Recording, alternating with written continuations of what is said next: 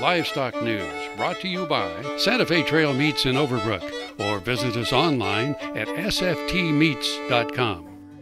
I'm Dr. BrianFaris. I'm the Extension Sheep and Meat Goat Specialist at K-State in the Department of Animal Sciences and Industry.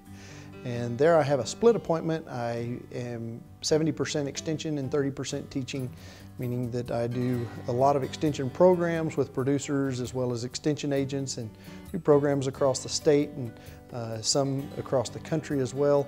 And then at the same time I teach a couple of classes, sheep and meat goat science, and then wool grading and evaluation in the fall, and then coach the wool judging team in the spring. And then I advise about 30 to 35 students, undergraduates, and work with them closely, and then have the opportunity to work with some additional of the professors that have graduate students that are working on some projects, and correspond with some of those events.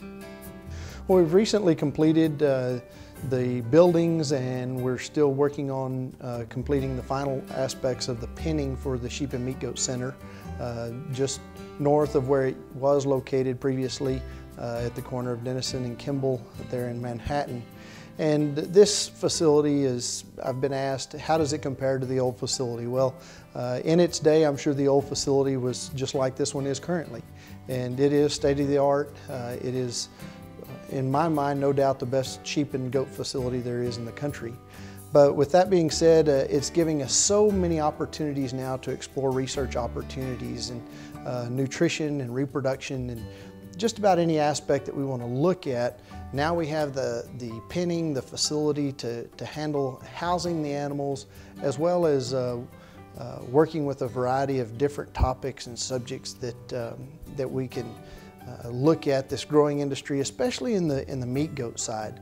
As we look at the meat goats, they're growing worldwide, especially within the country, from East Coast to West Coast. We see this trend that they kind of started in South Central and the southeastern part of the country, and they've drifted up the East Coast. And now it just seems to be that they're moving northwest in just this huge wave. The Midwest is really inundated with goats now. Ohio, Illinois, Indiana, those areas are really growing in their numbers. And then as we look at Kansas, about 5-6 years ago, we were around 35 to 40,000 goats, and now we're up to 50 to 55,000. And it doesn't seem like a large jump, but when you start looking at goat numbers and a percentage of the total population, we've seen an extreme growth in that area. And this is still a relatively new area as we look at meat goats, and we're still learning a great deal. And so it just really encourages the need for more research. And again, now that we have this facility, we're able to do that research. And we're looking at starting a project now where we're looking at some alternatives to different feed ingredients. Corn has traditionally been a base to a lot of our diets, and we're looking at the opportunity of replacing corn with soy hulls and see if that has a positive influence or neutral influence on performance, as well as can we maintain our pellet quality.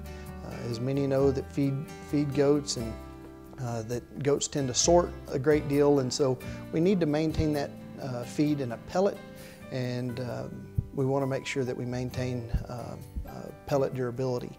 And so we're looking at that as an opportunity for a study.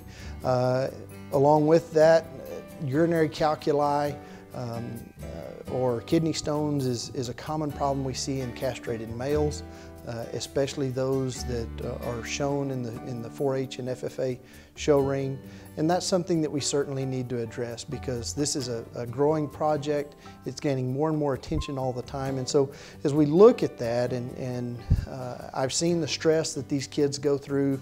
They walk out and their goat is blocked, and unfortunately the alternative oftentimes is death in that goat. And so we want to look at alternatives that we can figure out how to eliminate this problem, and how to maybe treat it more effectively. And so that's opening some new doors. The area of reproduction is wide open, not only in the meat goat industry, but also in the sheep industry. And a lot of these are being driven by the show ring and purebred operators. But the technology is there for us to do artificial insemination, embryo transfer, just as it is in cattle and swine.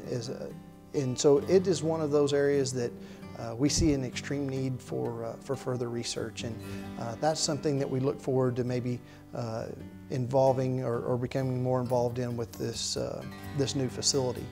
And so all of these, we're just touching the tip of the iceberg. And when you look at the university and at K-State and what we are trying to accomplish, you know, Kansas State had the wherewithal and the forethought to not do away with their small ruminant program. A lot of universities across the country have done that.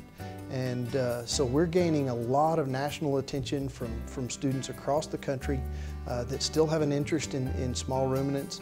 And they're looking at coming to Kansas State because we do have a brand new facility, and we have a real exciting horizon before us. So I think we've got a bright future.